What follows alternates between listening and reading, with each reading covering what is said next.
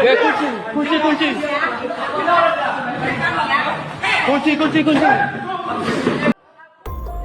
Sebuah video yang memperlihatkan cekcok antara seorang pria yang diduga debt collector atau DC dengan sejumlah pria lainnya viral di media sosial. Peristiwa itu disebut terjadi di Jalan Arifin Ahmad, Kota Pekanbaru, Riau pada Selasa 23 Desember 2025. Dalam video yang beredar, adu mulut berlangsung cukup panas hingga terlihat adanya dugaan penggunaan senjata api. Sehingga situasi di lokasi menjadi mencekam dan mengundang perhatian warga sekitar. Namun demikian belum diketahui secara pasti penyebab awal cekcok tersebut. Menarik perhatian warganet, seorang pria menggunakan kemeja panjang tampak berusaha melerai dan membela pihak yang diduga sebagai nasabah.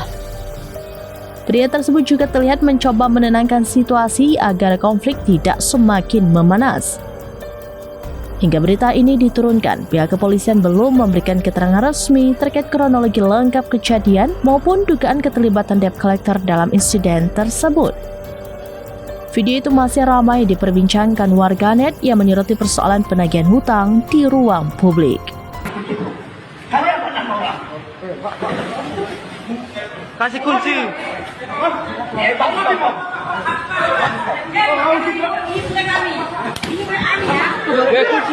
kunci.